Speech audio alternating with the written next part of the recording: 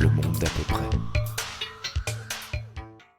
Bonjour chers auditeurs, bienvenue dans la première émission de 2024 du Monde d'à peu près, des podcasts proposés par Artemus. Aujourd'hui, nous vous proposons juste une petite émission d'introduction de l'année. Pour le faire, autour de la table, vos intervenants habituels, Nicolas. Bonjour à tous et bonne année à tous. Ludovic. Bonjour à tous et meilleurs vœux. Et Lamine. Eh bien, bonjour à tous, excellente année, santé et tout le tralala. Et moi-même, Eva, au micro de présentation des prochaines émissions. Je vous souhaite aussi une excellente année 2024. Je rappelle nos auditeurs qu'Artemus organise des conférences, vous propose des podcasts sur divers sujets. Vous pouvez nous retrouver sur des plateformes comme YouTube ou Odyssée et sur divers réseaux sociaux, notamment Facebook. Notre page Facebook s'appelle Artemus Belgique, ainsi que sur Telegram, où vous pouvez chercher Artemus officiel. N'hésitez pas à vous abonner à nos contenus et de liker et partager nos enregistrements. Cela nous aiderait pour un meilleur référencement. Toutes ces informations pour savoir où nous trouver, pour visionner les conférences et écouter nos podcasts se trouvent également sur notre page web artemus.info. Et ici aussi, je voudrais vous inviter à vous inscrire à notre newsletter pour être tenu informé de nos prochaines conférences. Car l'année 2024 s'annonce bien intéressant. Nous avons justement plein de nouveautés à vous annoncer. Et là, je donne la parole à mes acolytes pour qu'ils vous en disent plus. Lamine ? Oui, tout à fait. Donc l'année 2024 est une année de changement pour Artemus.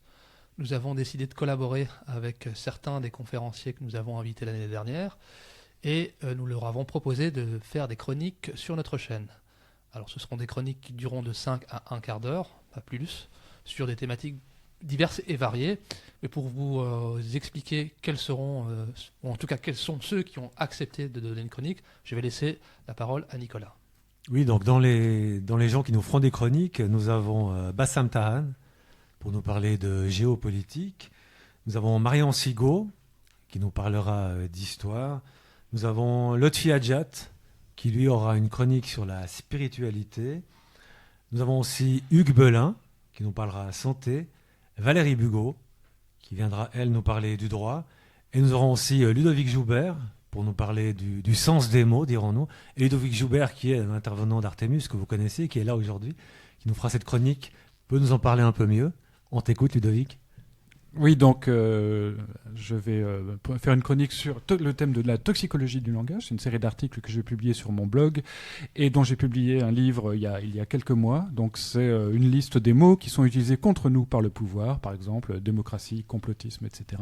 Donc chaque mot, un mot pour une chronique, avec un côté toujours détox. Ça va ensemble, en fait, la toxicologie, la détoxification. Et je tiens aussi à signaler qu'il y a d'autres noms qui risqueraient de s'ajouter à cette liste, mais nous attendons toujours les confirmations. Voilà, et ça c'est pour les chroniques et les podcasts, mais nous avons aussi des informations à vous annoncer au niveau des conférences. Oui, c'est-à-dire qu'on a déjà eu des confirmations sur les conférenciers que nous allons recevoir, et on va dire que cette partie du travail chez Artemus est entièrement gérée, ou en partie gérée par Nicolas, donc je vais te laisser présenter le programme de 2024, en tout cas celui des premiers mois. Oui, alors ce qu'il faut savoir, c'est que c'est un programme qui est... Donc, les invités ont confirmé leur présence. Maintenant, l'agenda doit être mis en place. Mais ce qu'on peut déjà dire et qui est sûr, c'est que le premier invité que nous aurons, qui devrait arriver vers la fin février à vos agendas, il s'agit de Youssef Indy. Donc, c'est un nom que sûrement les gens connaissent. Et en plus, il n'est jamais venu en Belgique. Donc, c'est une exclusivité Artemus que nous vous proposons. Et peut-être que Lamine, tu peux nous expliquer un peu qui est ce Youssef Indy. Bien sûr, Youssef Indy, c'est un Marocain vivant en France qui est écrivain, historien, géopolitologue. Il a beaucoup écrit sur la question de l'histoire des religions, de l'histoire du messianisme et autres. Et justement, à la lumière de ses recherches, il est capable aujourd'hui de vous donner des analyses très pertinentes sur ce qui se passe au Moyen-Orient, notamment sur le messianisme de certains dirigeants israéliens. Nous mettrons toutes ces informations, les précisions sur les dates sur notre site web. N'hésitez pas à vous inscrire au plus vite à nos newsletters pour avoir l'info rapidement. Ouais, je dirais même, inscrivez-vous rapidement pour avoir les informations nécessaires afin de venir justement à toutes ces conférences que nous allons organiser. Et si vous avez des questions justement sur ce qui est en train de se passer en ce moment au Moyen-Orient, ce sera le moment de le faire. Et dans un autre registre, nous allons recevoir également Piero San Giorgio, qui est un peu le pape, on va dire, du survivalisme au sens large, qui est un Suisse qui a écrit plusieurs ouvrages sur la question et qui vient de publier un nouvel ouvrage sur la peur qui s'appelle Survivre à la peur et qui interroge les citoyens sur l'idée qu'en cas de crise majeure, comment on réagit et comment on gère sa peur par rapport à tout ce qui peut arriver, d'ailleurs tout ce qu'on nous vend et nous survend dans cette angoisse permanente qui est là depuis quelques années déjà. Et donc il a donné son accord, il sera là également. Et nous aurons aussi la présence de Lucien Cerise en conférence.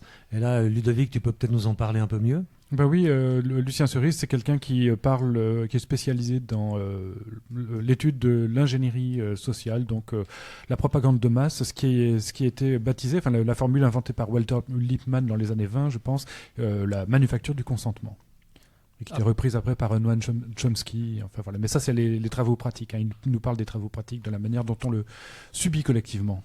Alors, ce qu'il faut aussi préciser pour Lucien Cerise, c'est que ce ne sera pas une conférence traditionnelle, puisqu'il a proposé un atelier. Donc, il y aura vraiment une conférence, on va dire interview. Ce sera dans une première partie, suivie d'un atelier où il fera participer le public, si j'arrive à le dire.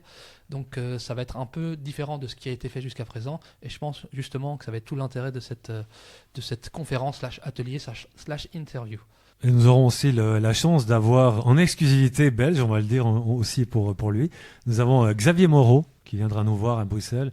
Alors Xavier Moreau, c'est ce Français, ancien militaire, qui est exilé maintenant, enfin exilé, ouais on peut le dire, exilé en Russie depuis une vingtaine d'années, et qui connaît très très bien le terrain, et qui a beaucoup de choses à dire sur la question, mais pas que, puisqu'il a notamment aussi écrit un livre qui s'appelle Le Livre Noir de la gauche française. Et il sort aussi un nouvel ouvrage qui va arriver ce printemps, donc il va sûrement pouvoir nous en parler également. Donc on l'attend aussi avec grand plaisir.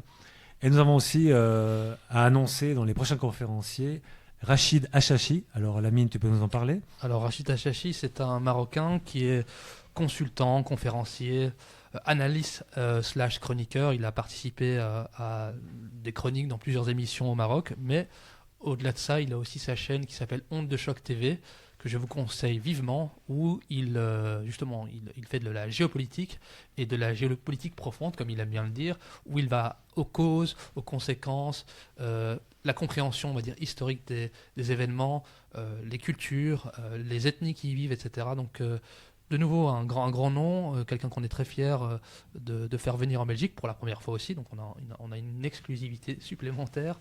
Voilà, bon, beaucoup de choses sont organisées, je ne sais pas si on a oublié quelque chose, s'il y a quelque chose à rajouter. Non, je crois qu'en tout cas, concernant les chroniqueurs et les conférenciers, les confirmations que nous les avons données. Après, il y a encore d'autres surprises qui vont arriver. Ça n'est que le début de l'année. Hein. Oui, je tiens à signaler que Le Monde, à peu près, je ne sais pas si on l'a dit, mais continuera à être enregistré, mais à fréquence moins régulière, va-t-on dire, puisque... Bimensuel. Ça dépendra de ce qu'on a à dire, qui on reçoit. On va essayer de vous faire des émissions de qualité aux petits oignons. Mais voilà, ce qu'il faut retenir de 2024, c'est qu'on va avoir un changement de programme. Et je voudrais rappeler encore nos auditeurs qu'Artemus ne partage pas forcément l'avis de tous nos invités, nos chroniqueurs et de nos conférenciers. C'est important de souligner. Ils parlent en leur propre nom et non au nom d'Artemus. Le but d'Artemus, c'est simplement de donner la parole à tous ceux qui ont un sujet à développer avec une argumentation qui tient la route. Non, mais tu as tout à fait raison. Je sais que ça peut paraître redondant et ennuyant, mais il est de bonne loi de toujours dire que nous recevons des gens qui ont leur propre arbitre, enfin leur libre arbitre, qu'ils pensent comme ils pensent et on leur donne la possibilité, une tribune de l'exprimer, sachant qu'on ne seront pas toujours d'accord avec eux. Par contre, dans les invités qu'on reçoit, ce sont toujours des invités de qualité qui parlent de manière sourcée. Voilà, je trouve que c'est bien de le signaler. Oui, et puis sachons aussi que notre slogan, c'est pour que l'information devienne connaissance chez Artemus, et que, contrairement à d'autres courants, mais même des courants en général officiels, on pense que le public est assez grand pour se faire une idée par lui-même, qu'on n'a pas besoin de lui dire quoi lire, quoi penser ou quoi dire. Donc c'est important de le souligner aussi. Très bien. Avant de nous quitter, je vous encourage encore de nous retrouver sur les plateformes YouTube et Odyssée et les réseaux Facebook et Telegram. Venez vous abonner, liker et partager nos contenus. Et si vous n'avez pas encore fait, inscrivez-vous aussi sur notre site web avec votre adresse mail pour qu'on puisse vous informer de nos prochaines conférences par newsletter.